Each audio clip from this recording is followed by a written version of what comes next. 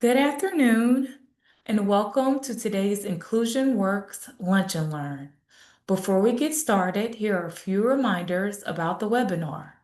Please make sure you're using a computer or smartphone connected to the internet and the audio function is on and the volume is turned up. Please be sure your microphone is muted for the duration of the webinar. To ask questions, use the Q&A feature located on your control panel, and we will answer as many questions as time allows toward the end of the presentation. American Sign Language interpreters and closed captioning options are available for today's event. The American Sign Language interpreters for today are Danette Stillman Bridges and Susan King Lanner.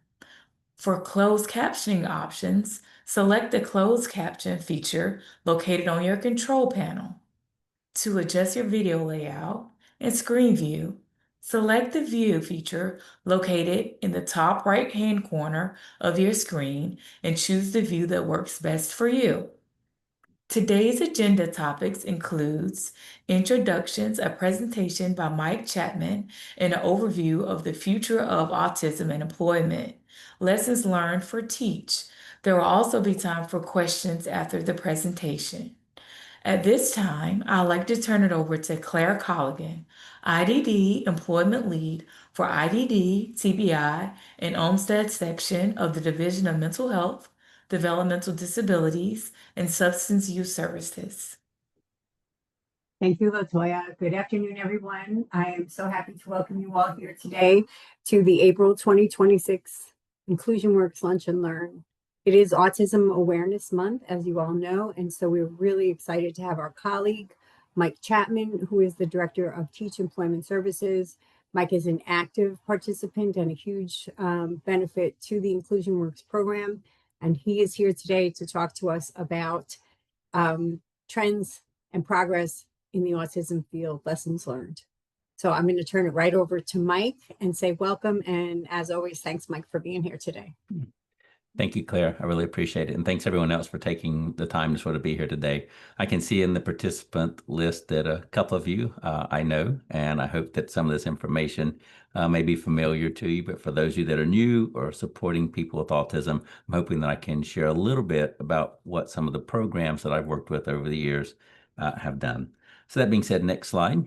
So we're going to briefly talk about autism in the employment world. What we're really going to talk about is sort of how those supports look for many people who are in an autism or in an employment situation.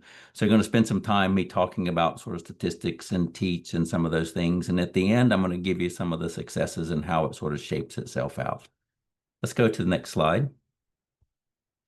During the course of this presentation, you're going to hear me talk about a lot of different ways in which language has evolved. That's one of the biggest things that we're seeing in the autism community right now, is we're seeing that people have ways in which they want to be identified when we are talking about autism. And so as a result of that, you're going to hear me switching back and forth between all of them. You'll hear me say someone is on the spectrum, an individual with autism, autistic. So if you hear that, I do it out of respect for every person that I support. Next slide. One of the things that I also get asked is, Mike, is how do you talk about autism to companies? And many times I am talking just about autism and sort of how they can change their environment to be more inclusive and supportive of people on the autism spectrum. But one of the words that I oftentimes think about is this word neurotypes. And there are many different types of people in the world, as we all know. One of the things we talk about with neurotypes is we think about the differences in the way every brain sort of thinks and sees the world a little bit differently.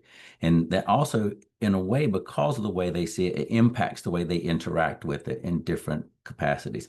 Someone with ADHD may see the world from a different perspective than someone who has dyslexia. And so how do we sort of take those two different neurotypes, and most importantly, how do we take all these neurotypes and create an environment where everyone can thrive and survive? That being said, I'm going to talk a little about autism, and that's really what I'm going to spend the time on today. It is Autism Awareness Month. Let's go to our next slide. So when I talk about neurotypes, this is oftentimes what we see in many companies that we work with. So example, what we know about our world is in that first box on the left-hand side. We know that there are many different ways people see and think in the world, many different neurotypes, all different size, shapes, and colors. What we tend to see is most workplaces are not designed to take all that into consideration.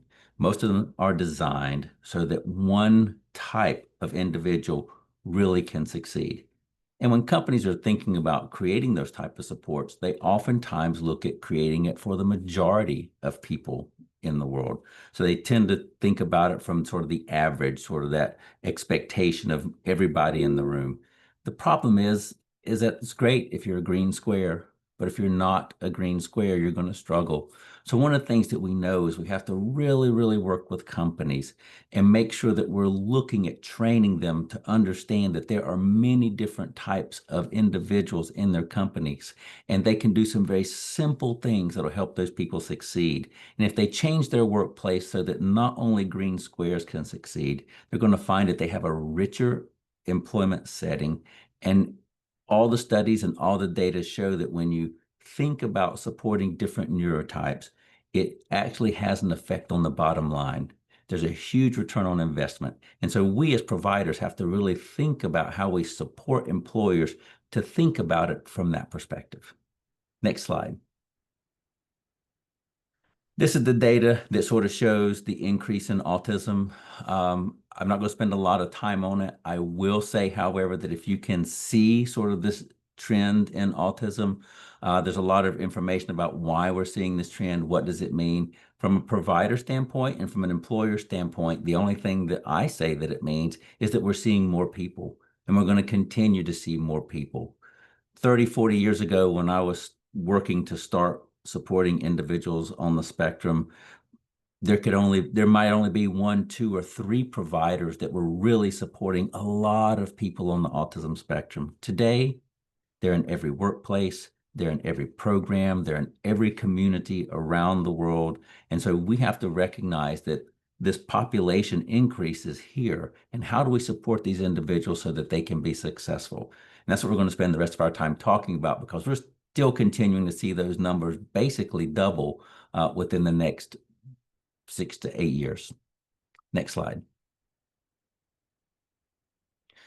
And this is how that really impacts it. Some of the studies done out of Drexel University highlight some of the employment strategies many people with autism struggle with.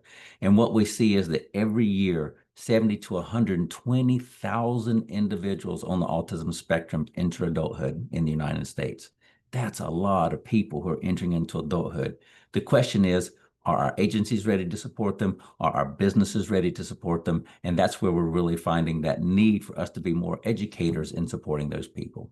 We're also seeing, and this is the change that we're seeing probably the biggest over my 30 some odd years, is that 35% of autistic adults are attending college. So they're attending college, they're getting college degrees, they're being successful in terms of obtaining higher education goals. The problem is that what we see is that we see still data reports that show 75 to 85% of college graduates on the spectrum are unemployed.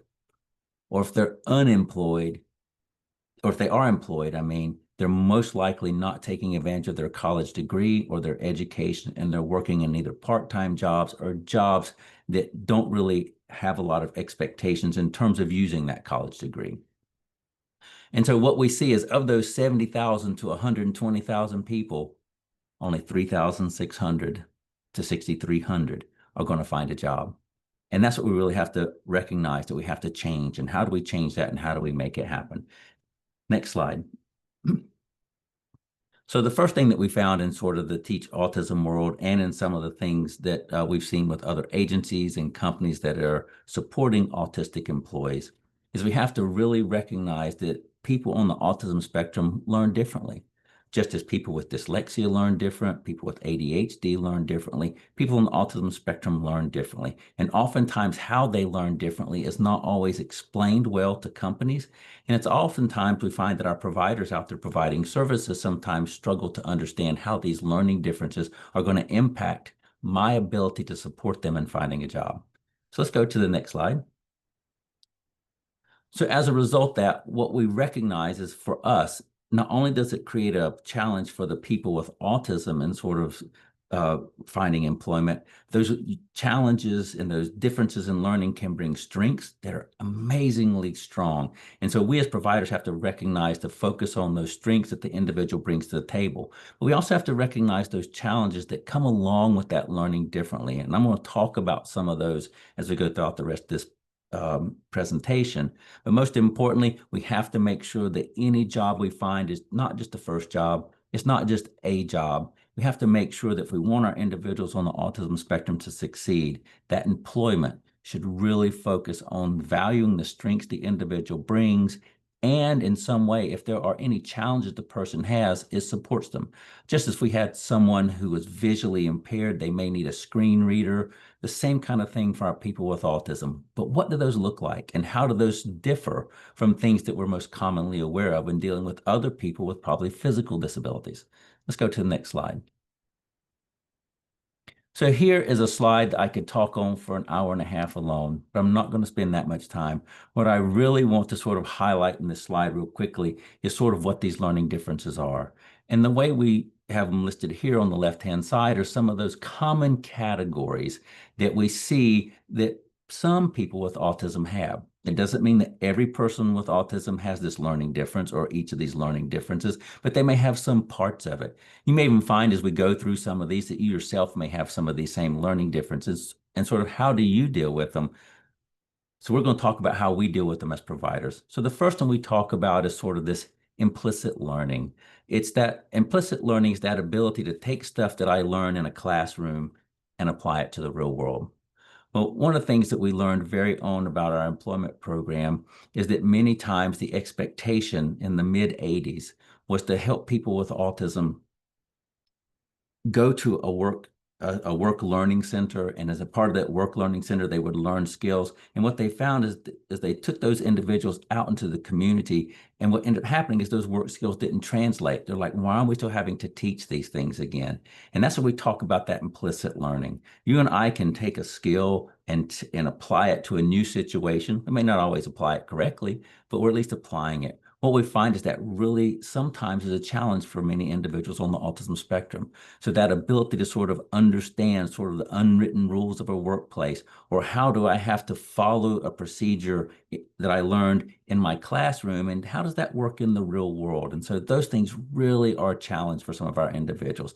So as providers and employers, we can't expect someone just to pick it up, to just learn that last 20% of a job. So instead, we have to make sure we're explicitly teaching them everything they need to know on that job. And so what we know is people with autism are great if we are good at explicitly giving them information. We also talk about theory of mind and perspective taking in terms of understanding social perspectives, that someone else may have a different perspective of something that I'm doing. And sometimes that causes challenges in the workplace in terms of relating to coworkers, understanding the boss's frustration at you not being able to complete something, or their elation at you being overly happy that you completed something quickly that no one else could do. So not really understanding those sometimes may be a challenge for them, but for others, it's not. We talk about executive function, which is that decision making, that time management, the organization of materials, recognizing that all of us at times need help with sort of organizing our life, doing things for us. And so we oftentimes can do it ourselves, but that's usually because someone's taught us. And so as a result of someone teaching us, one of the things we recognize is we may need to teach that to our person on the autism spectrum. The other thing we talk about is sort of sensory perceptions. This is a little bit different. When we see sensory perceptions, sometimes people with autism have an over response to certain sensations, and sometimes they have an under response. It doesn't necessarily mean that they're any different than any of us. I know I have a strong over response to certain smells, but everyone sort of has them. The question is how do we process it? Oftentimes we learn how to sort of ignore it, to sort of not let our attention be distracted by it. Yet we sometimes see that sometimes it's just really hard for our individual with autism to sort of focus on what they're supposed to be doing when they're being distracted by sights, sounds, bright lights, etc. There is a processing speed thing, and oftentimes we talk about this processing speed coming up for our more impacted individuals in terms of their ability to sort of think through conversations and sort of a result of their learning style, a conversation, they're trying to pick up all the nuance of language because the language is off. They oftentimes describe it as I'm taking all your words and literally interpreting them. So if you say it's raining cats and dogs outside, an image may first appear in my head of it raining cats and dogs, and then I have to translate that into the meaning that means, oh, it's just raining really hard. So sometimes that processing speed comes in when we're having conversations. And then last but not least, we sort of talk about stress and dealing with stress. So that's a short talk, but those understanding of learning differences are important for us to really support people on the autism spectrum. Next slide. So when we're supporting an individual, we have to make sure that we really focus on that explicit learning. We teach them things. We capitalize upon that strength of visual information and giving that visual information to them, not just always doing it verbally, because sometimes we know that's a challenge. We know that people with autism have a great focus on details. So how do we help them focus on those details and look at the right information and take that right information and act upon it? And then those restricted interests, I consider them a strength. If I have a restricted interest in biology, guess what? I'm going to be a biologist and I'm going to go get a degree. And as a result of that, that's going to drive me to being more successful in my career because I have that strong interest. And then those differences where we may need to support are all those things you sort of heard me talking about, understanding people's perspectives and sort of organization and planning. Next slide.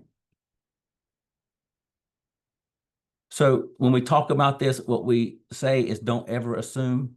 So that implication for intervention means make sure you're putting clear, explicit instructions. Don't assume that someone understands something or that someone can just mimic what you're doing, sort of that ability to watch you and then turn it into action. Make sure you're taking all of that and really sort of helping drive it down. We oftentimes talk about it in creating step-by-step instructions is what we talk about. It's also providing those clear visual sequences. That's those steps that I really talk about.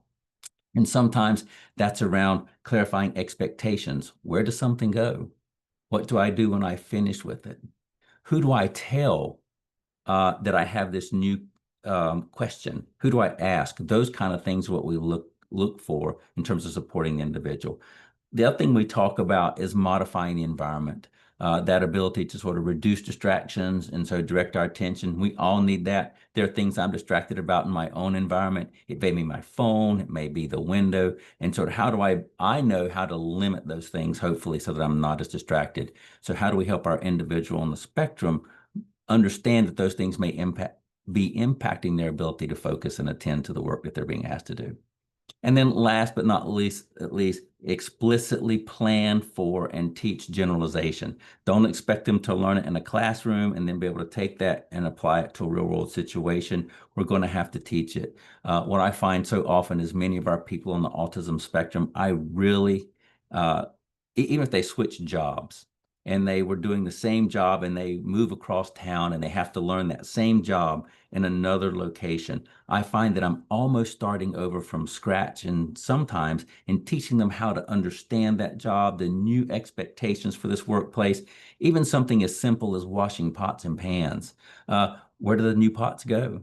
I know where they went in the old job. I don't know where they go in the new job. What kind of soap do I use? What happens if the sink doesn't fill up with water? All those things that we think and just sort of take for granted. Many times our people with autism, we're going to have to teach that generalization and we need to plan for it. Next slide. This is the other slide that I oftentimes show individuals who are employers supporting an autistic individual.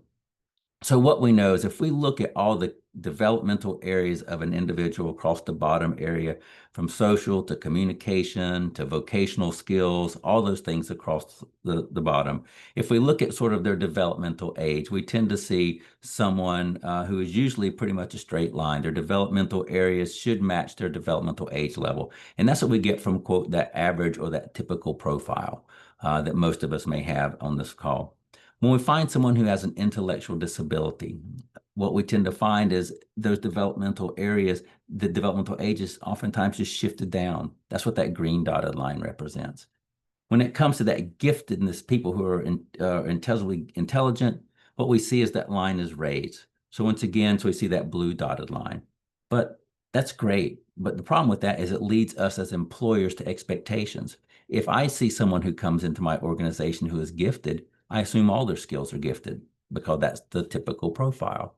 If I see someone who has an intellectual disability, I assume maybe all their skills are not quite what they need to be, and I probably need to support them a little bit more. So my expectation is I know they need supports.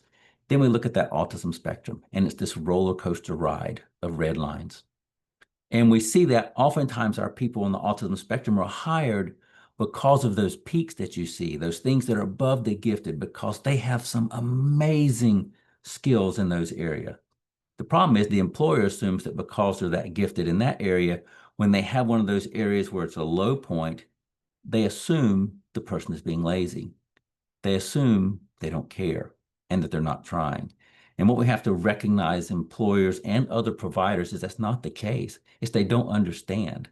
So we have to recognize that I may be able to teach them at a very high level in their skill that they're interested in, but in one of those skills where they're struggling or it's a challenge, I'm going to have to really work to teach them on a much more basic level so they can understand that skill. And so that's what we talk about, this uneven pattern of development that we see, which oftentimes makes it hard for us as providers, and it really makes it hard for employers to understand. So every time I have an employer come to me and say, he's having a problem in this category, I'll bring out this slide and I say, do you think it's because he's down here in one of these low points? And they'll say, oh, yes, it probably is. And so how do we want to address it now that we know that it's one of those things that the person's not as good as he is in other areas? Next slide. So this is just some scores about autism. You can sort of see, I'm not going to spend time reading it, but what we do see is that there are more and more individuals on the autism spectrum who have average or above average IQs. And this is almost a complete flip from where it was when I started 37 years ago. 37 years ago, we were talking 20% of people on the autism spectrum had average or above average IQs.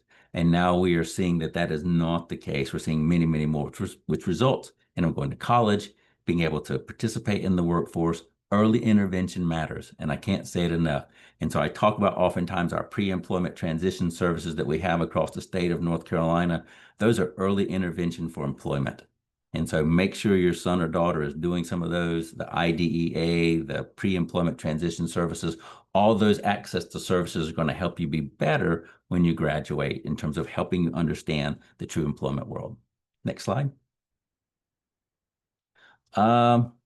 This is a slide that sort of talks about autism and cognitive skills. The one thing that I will say is many times people assume that if a person has mild autism, they probably have high IQ. And that is not necessarily the case. What we tend to see is it's much more like an old XY graph that we sort of see here, where you can have people that have intact or average or above average IQ skills and severe autism. And that autism really impacts their ability to get along in their day-to-day type activities. And then you also may someone who has impaired cognitive skills, but it has mild autism. So once again, you can see people all over. Don't expect that just because the high IQ is there or there's a lower IQ that you're going to see autism that is exactly equal to it. And so as professionals, we have to learn to separate that out as we sort of teach people. You can skip to 2 slides. There's a next slide on independence versus interdependence. Yep. Yep. So that's the one I'm looking for. This is one of the words that I really struggle with. I struggle with the word independence. And what we oftentimes talk about in my own program is, I know we use the word because it's what all of our agencies want us to use. Mike will independently do X with so many verbal prompts. And this is a great quote I pulled from NeuroWilds, which is an autism-focused blog. And they talk about, I don't like the word independence as a goal. It's an ableist one that entirely dismisses the fact that disabled people often have fluctuating needs. Some days I can do anything, some days it's a little hard. So what I really like about that is it really talks about that I have fluctuating needs and I am not always independent. And I would like to question each and every one of you to say that I don't think all of us are independent either. For those of you that don't know right now, I have 2 of my vehicles currently under repair at a local automobile shop. Why? Because I'm not independent in fixing my cars. But I am interdependent upon my community, the supports, and the people around me. So those wonderful people up there, they have all these skills that I don't have. So I'm dependent upon them to get my car up and running. Next slide. And this is just a note that the author wrote on it that I really sort of like. It turns about writing goals. And she even says that this is not everyone's opinion, but I think it's mine. I would prefer to have goals such as I will try to complete XYZ task with assistance when required. If I try my best and can't do it, does that mean I'm a terrible, useless human? No, just that I'm human with fluctuating needs and abilities. If I get it done with help, then I get it done. That's better than not getting it done. So once again, sort of a great sort of quote, sort of hammering home what I mean when I sort of talk about sort of interdependence. Next slide. We oftentimes talk about, now we're getting into employment, and we'll sort of start talking about how we have to assess and have to look for different types of things when it comes to supporting people on the autism spectrum. So many times when you go to employment programs, they really focus a lot on this list of skills on the right. And this is not an all-inclusive skill. It's just some very common ones that we all tend to see. Sort of all these hard skills in terms of manufacturing, assembly lines, working in an office, all these really technical, detailed, specific things. And these are oftentimes things that are easy for us to teach as support providers. And they're also easy for our education systems to teach.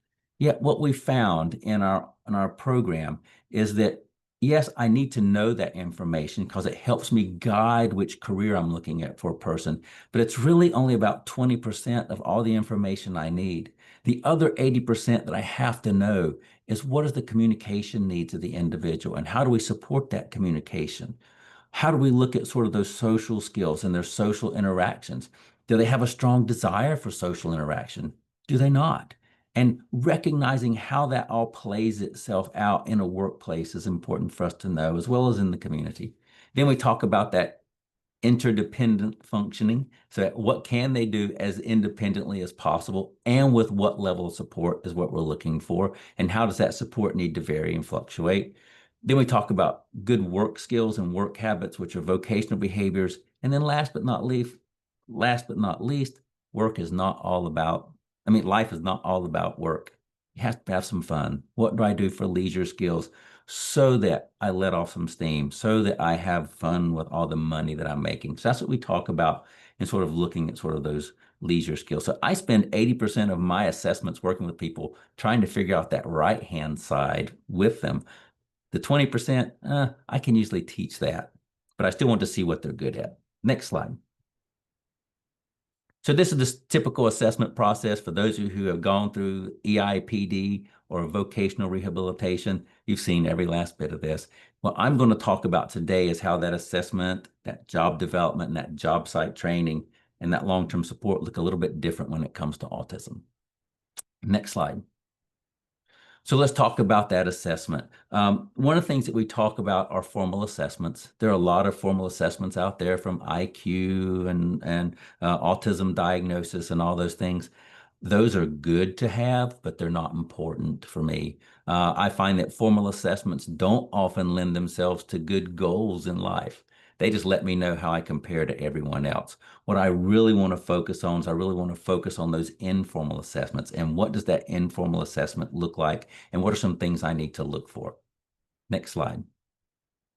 So when I think about it, I have to really look for those strengths that you just heard me talk about. Do they have a strong strength in communication? Do they have a strong strength area in working with numbers? And so how do I take that and use that to guide my job and those things?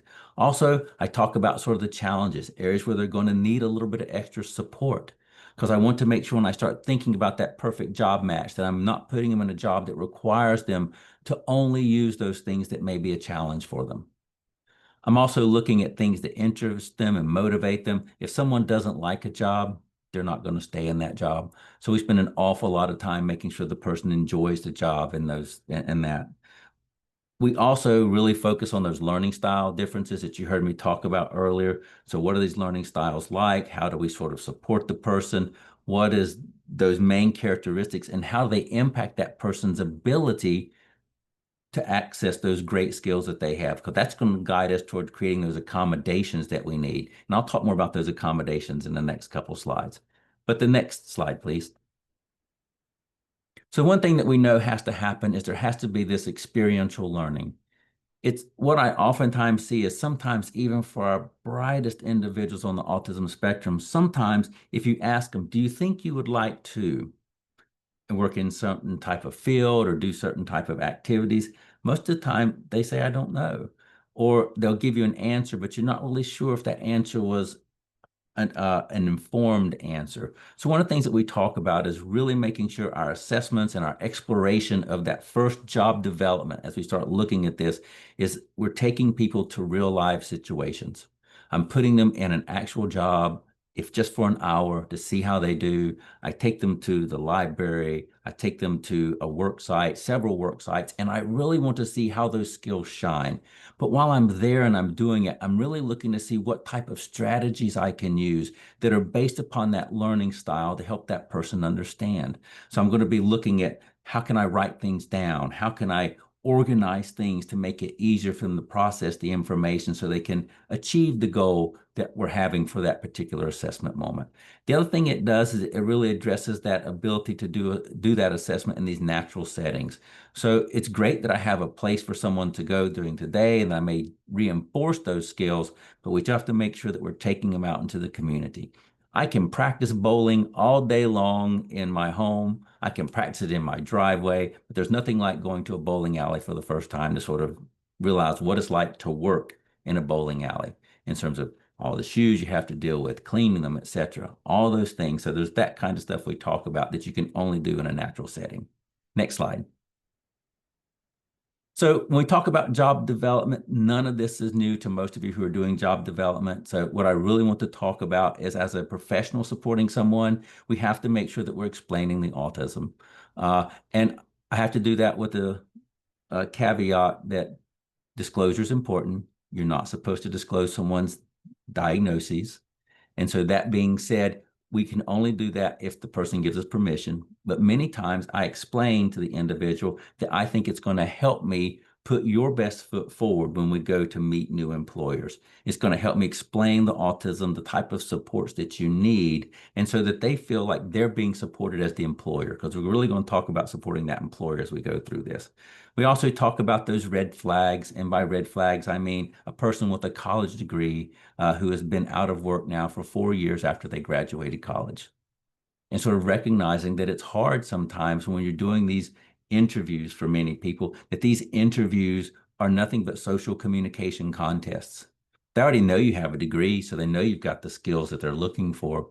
But that social communication contest we have to get through is hard for many people with autism. And the reason why is because in order to have a diagnosis of autism, you have to have social communication challenges. So we're asking people to put their worst foot forward to get a job. And then many times, even during that time, the interviewers are sitting here marking off things that to the people on the autism spectrum aren't as important, like looking people in the eye, making social chit chat. Most of them will say they can do it. Most of them, some of them like it, but what we see is how do you know what to do and what to say when you're in that very anxious, anxiety generating scenario of an interview. So that's when we talk about doing job samplings and all those kind of things, but we really focus on that interview and changing the employer's mind is what we really want to do. So I do an awful lot of employer education. I just did one at a large company in Johnston County. And the whole point of that was to help them understand how their company can change to be better at supporting autistic individuals who are already working there, but also how can they get more people with autism into those places. So I did that in hopes that the next time I approach one of their employers or their managers, they understand what Mike means when he's saying, can we do things a little bit differently? Next slide. So this is some of the techniques that we talk about. We talk about sort of changing the world to be supportive of people. And so you talk about wheelchair ramps at the edges of curbs were put in there. They were meant to help people who are in wheelchairs or who are in walkers or use canes, but they help everybody. and those things. So we're going to talk about how we can do some of those same kind of things with sort of physical structure. So we talk about how can I change the environment to make it more autism friendly. It may be things with lights. It may be the way I arrange things in a room. It may be the organization and the labeling. And all those are the kind of things that we talk about. And we talk about those in the next slide. So one of the things you may do is I may help define a location. So I may have someone, where do I stand when I'm supposed to be working? So over here in this one slide, I've put a cart behind the individual and I put these boxes to the left-hand side of them, and I've created a little workspace. But that little workspace has two functions. Not only does it help the person know where they're supposed to work and where they're supposed to put the trash and the clean dishes, it also helps support other co-workers to know that if I am about to enter into someone's workspace, I should probably let them know first. Because this person also had a sensory issue where if you got too close to him, he would be afraid you were going to touch him and he may run out of the dish room. And so we use this as this physical structure to help define workplaces, where I'm supposed to stand and where materials go. It may be just as simple as minimizing distractions, closing the blinds so I don't look what's going on outside, or putting up something so that I don't see the cookies in the break room that I'm always interested in going to eat at my own office. So all these kind of things, shutting the door, are things we do. So minimizing those distractions to help focus that attention of the person on the spectrum to the task in front of them is what we look for. And there are times when I need help doing this, and I have asked my team to help support me. Mike, you seem a little distracted today. What can we do? And so those are the things that we look at. This should not be something that I just do for people on the autism spectrum. It should be something that we do for everyone who works with us, including ourselves. Next slide. So this next thing we talk about is schedules. Sort of, what am I supposed to do when I get to work each day? Most of us have a pretty routine schedule in terms of I go to work. But if you're like me, if I did not look at my schedule this morning, I would not be here giving you this presentation right now, because I have to plan out everything to know where I'm going to be, what I have to be doing, what are the expectations. And some people can do that and keep it all in their brain. Okay, and that's great. And for those of you that can do that, I am really excited for you. But I know that I struggle to keep all that information to myself. And so we're going to have to make sure that we do that for our people on the autism spectrum, because many times that ability to keep all this information is not as good as we think it is. I know I like to think I'm better than I actually am, and I think our people with autism would say that sometimes they struggle too. So let's go to our next slide. So we have to make sure that we give them the sequence of activities. Maybe for someone who's a reader, we can use some type of system of here's what you're supposed to do at work. And most of that, we can get into that and we can understand, and we'd be able to figure that out on our own just by looking at demands. But that executive function decision may be harder for some of our people on the autism spectrum. So we need to create a system, a schedule to help them understand how to do it. For someone who can't read, it may be pictures. We know that pictures mean so much more to all of us. When I see a picture, it helps solidify the language. For many of our people on the autism spectrum, seeing the picture is even more powerful, because one of the things that we know is that they're visual learners. And by visual learners, that means that they can see it and they can understand it. They're much more likely to get it the first time instead of the 20th or 30th time. Next slide. The other thing we talk about is all those instructions and those checklists that we have to do for many people. So we create those and we create that sequence, like how do you actually use a copy machine? How do you fill up your sink with hot water? So on the next slide, we talk about some of that. And here's an example of someone who works in the library, and all they're really doing is sort of what are my instructions for putting the call numbers and the call signs on the spine of all these different sized and shaped books. Now, I talk about this slide for one main reason. The young man who's been doing this has worked at the library for over 4 decades, and this instruction is still on his desk. Okay, so he is still looking at this instruction when he gets confused about how should I put these spines on this particular book. And so that's what we talk about, sort of him using this instruction over time. The one thing that we talk about when we create these visual systems is we never take them down. Just because we've all learned how to drive around our town and get through intersections and all those kind of things with all these beautiful visual instructions, I don't think the North Carolina DOT would be happy if we just suddenly took down all the stoplights and stop signs, because now we all just know to stop at this intersection, right? No. And so we're going to make sure these instructions stay not just for the person with autism, but they stay for all the other workers. The other coworkers there can use these same systems so they can learn the systems as well. Next slide. We also talk about rules and reminders, understanding social expectations and sort of understanding things that are important to remember. And so sometimes we have to create visual systems for those. Next slide. And so I'll post these up in a hall. You'll see things that we use all the time. Each employee must wash their hands before returning to work after visiting the bathroom. It's in every place. Why is it there? It's a reminder. And that's the same thing that we have to do, is recognize that sometimes our person on the autism spectrum may need a different reminder, such as be careful when you're entering into the dining room so that you don't accidentally open that door too quickly and knock someone over. Okay, just a simple reminder to make sure they're there. So every time before he enters into the dining room, he puts his hand to open the door beside this sign and he reads it. Next slide. Sometimes it's adding meaning to rules, like why do I have to follow my schedule? If I don't follow my schedule, I can just run all over town. I can do all the fun things. I don't have to go to work, and I can do those things that I want to do. Well, sometimes we have to add meaning to that. Well, one of the things that you really enjoy is going on trips. So if you follow your schedule, what we see is that you're going to be earning a trip to go to Asheville. And then you're going to get these nice little coupons that we sort of talk about. They help you keep track of how following your schedule is helping you achieve your goal. The same thing is this for those of us that save up for vacations. How many of us keep track of our vacation money that we have so we can say, oh, I'm almost ready to schedule my trip to go to the beach or to go to the mountains? It's the same thing. It just, in this case, we have to find some way to attach it. We know that if we go to work every day and follow what our boss tells us, we're going to get the money to go. But for a person with autism, we may have to make it a little bit more concrete to sort of tie that money to an outcome. Next slide. We also talk about social narratives. The other term that many people use here is social stories by Carol Gray, but we changed the formula a little bit, once again being more not autism aware, but sort of thinking about all of our autistic individuals that we support. And so we think about using social narratives as a way to give people an understanding of social expectations. So what are the expectations when I go to a party at work?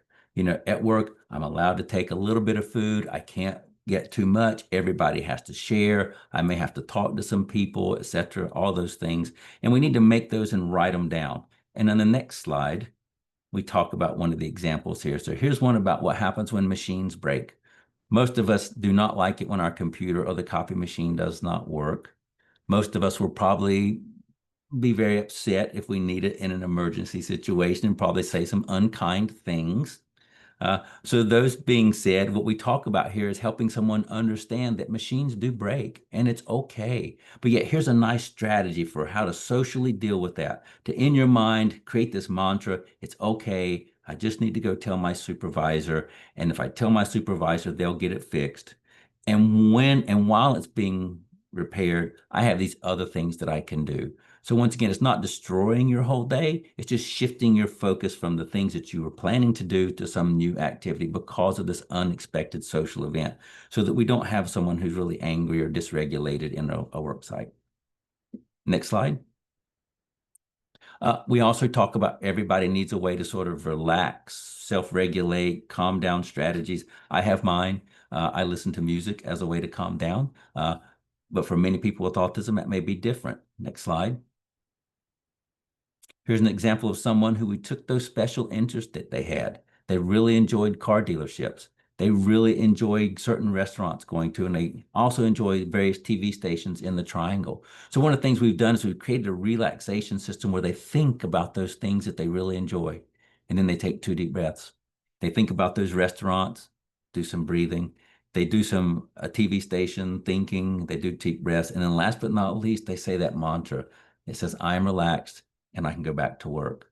So once again, it's sort of giving us routine. Now, the one thing I say is you have to practice these in advance. You cannot expect someone to do it at the last minute. You have to really make sure that they're understanding those systems in advance. You teach them so that they can use them when they are truly upset. Because if you try to teach them when they're upset, all you're going to do is really raise their anxiety even more. Most of us do not want to hear in the moment when we're dysregulated to say, hey, Mike, you need to calm down. Let's practice some breathing. No, it's not going to work. So what we want to do is start doing these with them. Next slide. So what does this mean for sort of long-term success, and how do we set people with autism up for success? Well, there's many things we sort of talk about in sort of helping people, but the one thing we have to recognize is we have to make sure that we are doing all the things necessary to create an environment in the workplace, in the community, that is supportive of their learning styles, giving them some of these tips and tricks that we have. Next slide. But the biggest thing we talk about is you have to support that employer. You know, I oftentimes think that many times we get into a adversarial relationship with some employers, and that's not good for us, and it's not good for the employer, and most importantly, it's not good for the person on the autism spectrum. The one thing that I see is we have to make sure that we let them know from the very beginning that I want to partner with you.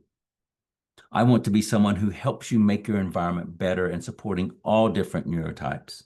And I want to help you learn how to be a good manager in supporting an autism neurotype. And so I oftentimes tell employers, I said, I'm your partner in this.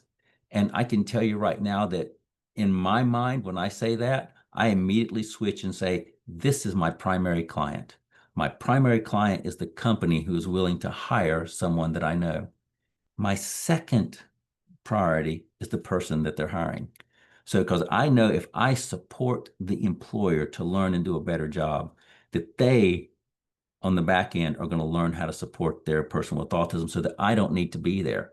Because we want to talk about getting out of our role. So I give them exactly what you're talking about here.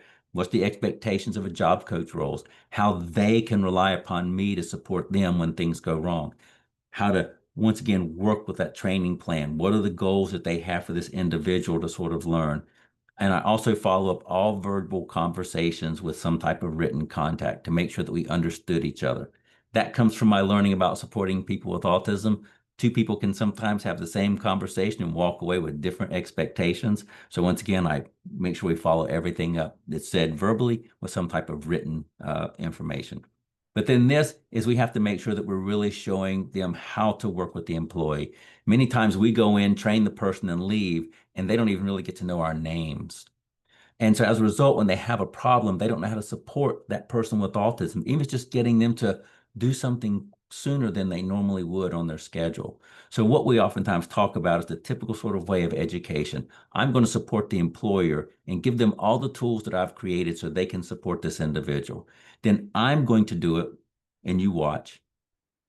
Then we are going to do it together. And then last but not least, the manager or the supervisor is going to do it while I watch. And so that transfer of knowledge and everything we talk about from the learning styles and schedules and supports we created, they learn it. And then when that happens, they don't need me. And I can transition to that long-term support that we talk about so much. And people oftentimes ask, well, Mike, why do you really want to do this? And I say, well, partly because a lot of our agencies aren't going to pay me to be there forever.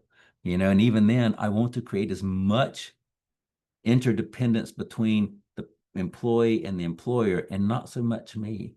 And so what we find is you talk about statistics and you talk about numbers.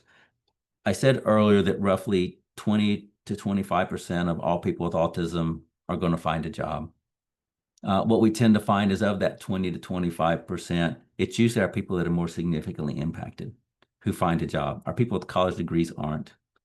What we've seen is there's a study done by that same university, Drexel University, where they looked and they said of those individuals who go through the vocational rehabilitation program and get connected with their states, what they tend to find is there's a 37.5% success rate. So we went from 20% of people with autism being successful to almost doubling that at 37.5 and 40% of people with autism. And that's for the whole United States. Okay. Then I've looked at my own data. I've looked at some data with some of our other autism specific programs who understand a lot of this philosophy and things we sort of talk about here. And what I can tell you is our numbers are in the low 80s.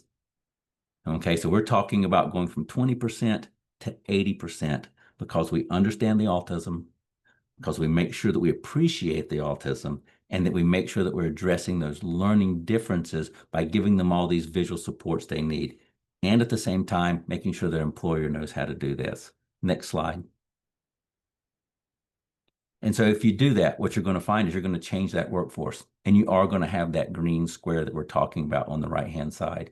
That's really what's going to make it all as we really do this. They're accessing your local supports, making sure your staff are trained, making sure the employers are trained. And if we do all that, we can take one of the most unemployed disability populations in the United States and in the world and make them more successful than some of the other disability populations. We're talking about an 80% success rate, and that's really what we're talking about. Next slide. Work Together NC has some really great resources for people with IDD as well as autism. So once again, make sure you sort of look at that and go there. Thanks to Inclusion Works for sort of sponsoring all that and some of the work they do. And then that is my talk. Thank you all for coming today. I think we now have time for questions.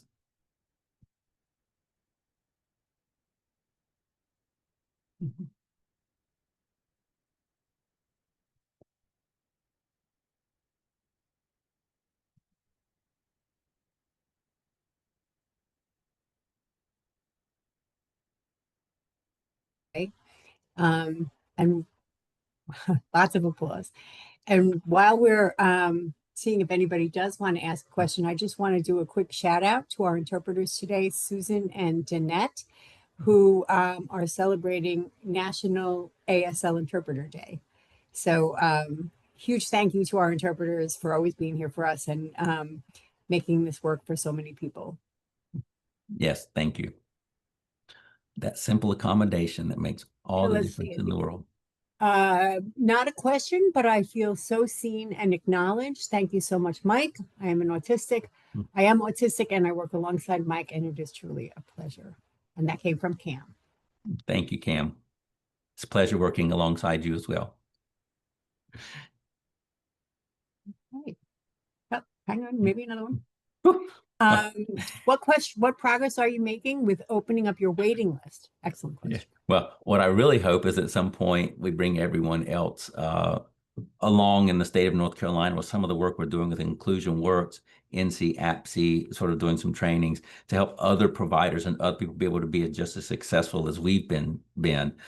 In terms of opening up our waiting list, we are trying to hire as fast as we can to sort of open up our waiting list. It is getting shorter.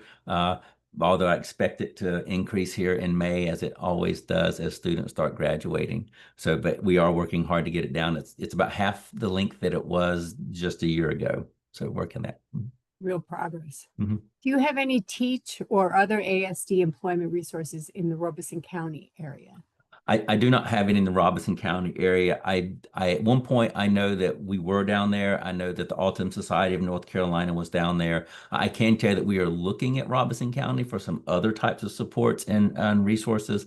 I can't answer those just yet, but I do know it's a big need. I do know our Wilmington TEACCH Center is really sort of working to support the Robeson County area as well because they recognize the need, and I am working behind the scenes to try to make some changes as I have connections and relationships to people who live in the Robeson County area and trying to do that. Yeah. We have another question of, can other providers, i.e. IPS, get this training? Good question. Yes, they can. They absolutely can. I'd be glad to. I will tell you that it is my goal, Marilyn, to also sort of look into the IPS model. One of my biggest concerns in the state of North Carolina is that we have IPS, which deals with mental health and substance use, and then we also have IDD, and rarely do those two cross over. So I am working with the state of North Carolina and working with the IPS training program. It's also out of UNC to sort of create an autism-focused IPS model. And we're also hoping to try to start some type of peer support program because we recognize people with autism also come along with the same co-occurring conditions that everyone else does. Mental health is included. Yep. I was actually going to ask a question myself, Mike, is how do you see the work of peers fitting into our current systems, and how can we grow that? That was my question. Yeah, I see peers being incredibly valuable. I can't say enough how many times when someone comes to our program and they're not sure if they want to work or if they have what it takes to work, I introduce them to some of the peers that are already working, and it changes their perspective. And they may say, yes, I can do this. And so we get that a better buy-in, all those kind of things that we know comes from the peer support model. So the peer support it's a mental health model. I also want us to create an IDD peer mentor model as well. But regardless, I think those are absolutely necessary in helping people succeed, is recognizing that peer oftentimes has a greater influence than all of us professionals, all the family members, etc. Yep. Um, what suggestions do you have for staff working with adults in a day program with Mhm. various levels of understanding and learning styles? Yeah. So one of the things we oftentimes talk about is, I know this training was very general about sort of what we did, but TEACCH does offer trainings. We do have an adult training model, which is a little bit different. Most of our trainings that you see are school age trainings, but you can take that school age training and adapt it to adults. It's just, instead of teaching algebra, you're teaching how to do a work situation, those kind of things. So long story short, we do it. We also offer adult trainings. If anyone's interested in sort of doing that, I'll be glad to talk to you. I know the Autism Society of North Carolina does some great trainings as well. But both TEACCH and the Autism Society, you can reach out to us through each of our training departments, and we can look at offering you the support that you may need. Yep. We have a couple of questions about locations, Mhm. Cumberland County Resources and Rocky Mount Wilson. And I'm Mhm. actually also wondering, Mike, if we can perhaps, when we uh, get this training up on the website for people Mhm. to see, perhaps we can put some kind of a list or some Mhm. geographical Mhm. information out there. You think that would be possible? And you can Yep. also, if you want, take the time to say Cumberland and Rocky Mount, Yep. what kind of resources we've got right there. Unfortunately, am I in those areas? Very, very little. I'll be honest. Usually when I do, there's oftentimes a one-off consultation or something along those lines. It's hard for my staff to drive to those locations. Although we have done it, it's not the easiest thing for us to do. And then most importantly, it comes down to that long-term support. It's just a long way to drive for 30 minutes of billable time. So usually what we do is we work with other providers in the area to sort of do that support for the individual if we do help with the training. I do think the Autism Society of North Carolina is closer to Cumberland County than I am in terms of the support they there, but I can't bet on that. I'd have to talk to my partner or my co-equal over the Autism Society of North Carolina, and that's Mindy Govan. So she's an amazing individual who has been working this field just as long as I have, I think. Mhm. So we've got a question, and I assume it's a question about supports or training, perhaps for people who are not job coaches but support professionals. Mhm. Uh, Staff who are not job coaches yet support. So all this, job coaches is fine, but in reality, I'm just talking about supporting people with autism. When I do my training, it's very focused with employment examples and so forth. But if you're working in a day program, if you're working in a residential program, you're doing those things, we have those as well. As a matter of fact, I'm getting ready to do one in another state that is for a residential vocational program. So I'm taking our director and myself, my director of our residential program, and they'll be going and we'll be doing this combination residential employment focus. But the content, the understanding of autism, the tools we use are all basically same. It's just how do you tailor them instead of teaching someone how to fold clothes at home to fold clothes in a laundry. So you're just sort of taking it to a different sort of level. Yep. Mhm. So we just have a couple of minutes left. We have some folks who need help to address an employer who drags on accommodations. That's a Mhm. really good question. Mhm. Yeah. Um, I just want to say before we close it out that for a lot of these questions today about resources, we will try to make sure we post as many answers regarding resources on our website at the end. So just know that we may not have that answer for you right this minute, but we will get those answers to you. But Mhm. Mike, do you want to address the employer who drags on accommodations? Yeah. So the one thing I say is I start saying, well, if you're talking about official accommodations, you have to go through the ADA process. So, but oftentimes the things I'm talking about, I don't like to use the word accommodations. And so I oftentimes say, hey, what can we do to help this person be more successful? And so I oftentimes talk about success enablers when I talk about supporting an autistic individual on a job. And employers are much more likely to enable their employees for success than they will if you start talking about accommodation. So you say, it would really help Johnny be more successful if when you came to a meeting, we had an agenda. Oh, okay, I think I can do that. I didn't ask for an accommodation. I asked for a success enabler. And so that's one of the ways we do it, is how do we help support the person? Sometimes it means I create the outline for them. That's part of my job as a support employment professional. I create sort of the outline, I create the tools, and then I make it so that they can easily modify it and use them. So that's the things that I talk about. If it's an official accommodation, then yeah, you have to go through their ADA process, and that is individualized to each company. Yep. Good question, though. Great question. So that's all the time we have today. I'm going to send it back to LaToya. I really appreciate everyone's attendance today. We have a great crowd here. And again, we're going to try to put some of those resources up on the website as well. LaToya, back to you. Thank you, Claire. The recording and presentation slides for today's event will be posted on the Inclusion Works website. For more information and resources, stay connected with Inclusion Works by attending our Lunching and Learns, visiting our website, and joining our mailing list. The links are included in the chat. There will be a brief survey following today's webinar, and we would appreciate your time completing it. The next Lunch and Learn will be on Wednesday, June 17th at noon. And we hope you will join us then. This concludes our webinar for today. Thank you for attending.